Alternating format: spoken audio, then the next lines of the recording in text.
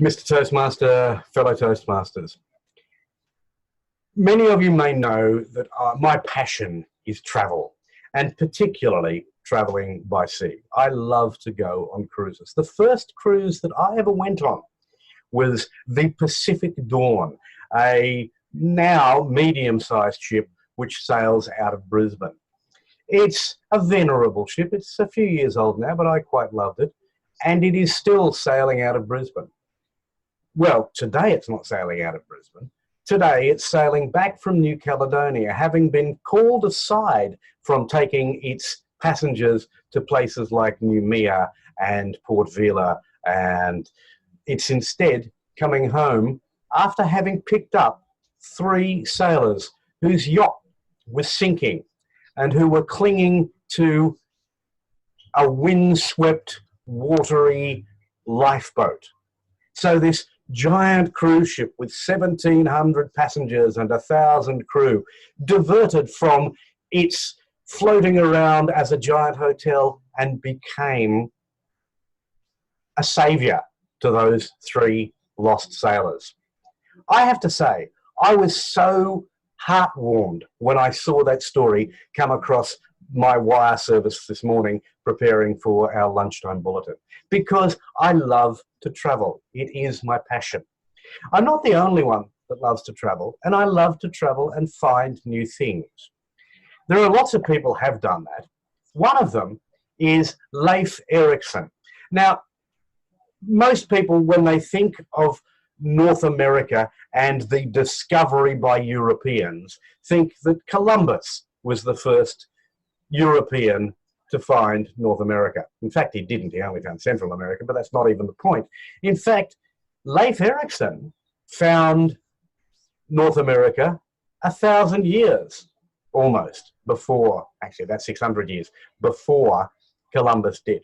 What happened was that Leif the Lucky, and I use the name Leif the Lucky because that's as he was known, and I don't mean lucky in the sense that we mean. I mean lucky in the sense that he was favoured by the gods with skills like navigation and leadership and fighting and the like.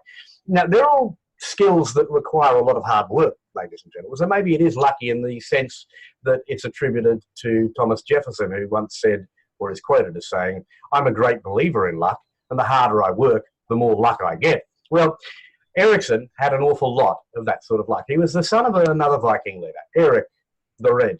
And according to the Icelandic sagas, he established a settlement at Vinland. Now, that's somewhere on the North American coast, probably in what is now Newfoundland. That means that he beat Columbus to the Americas by 500 years. But apart from a few ruins, there's actually no sign of his epic achievement there anymore. So how did he make his way across the frigid North Atlantic to modern-day Canada? Well, again, luck comes into play. Leif's vessel at one stage was blown off course to near Scotland, and when his men finally reached Norway, the tales of his daring do put him in good stead with the king, who made him a member of the royal court and converted him to Christianity. Now, Leif's father, Eric the Red, had set up a colony in Greenland. That's a deliberate misnomer, by the way. There's very little green about Greenland, but he thought that a catchy name might help to attract more settlers, so marketing even back in those days. But anyway, Leif was sent to try and convert those settlers in Greenland. But again, he got caught in a storm and got blown across to the North American continent. And this is where the harder I work, the luckier I get comes into play. There was another Viking, a guy called Bjarni Herjolfsson, who'd previously spotted these lush green lands of Newfoundland, but he didn't land because that wasn't his job. No, instead he went back to his own waters and said, "I saw this land over there, but I didn't bother landing." Well, no, Leif said, no, I'm going to go and check this out.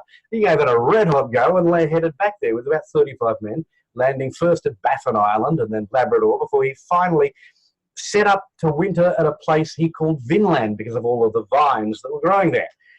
Well, the Vikings, I have to tell you, were a fairly argumentative lot. They spent a lot of time squabbling. In fact, so much time squabbling and so little time settling that somewhere around 1020 they just decided, forget it, we're going home now. And it's from that point that Leif the Lucky disappears from the history books. But he really created a splash. He used his passion to explore to create the power of a new place for his people.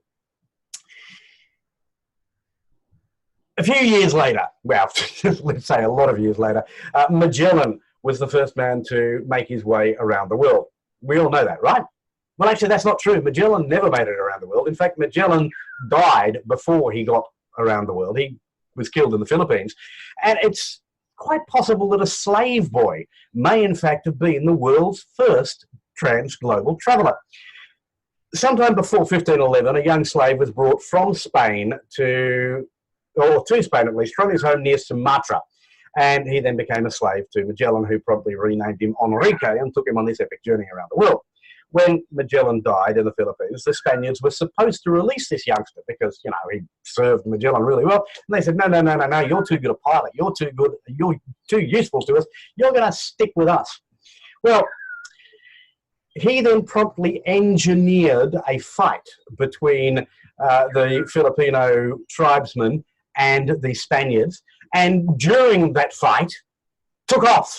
Now, given that he'd come from Sumatra, which is really in the great scheme of things only a hop, skip and jump away from the Philippines, he probably made his way back to Indonesia fairly quickly, which means that he would have got back to his home where he first began months before Magellan's crew finally made their way back to Europe. And so, as I say, this slave boy, about whom we know nothing other than his name and that he had come from Sumatra, was probably the first man to go around the world. Now you understand why I have a passion for travel, ladies and gentlemen, because everywhere I go, everywhere I stop, I find these fascinating stories about conflicts and about power and about people working together. And every time, they're fascinating. And so, ladies and gentlemen, for me, travel, particularly travel at sea, is both my passion and my power. Mr. Toastmaster.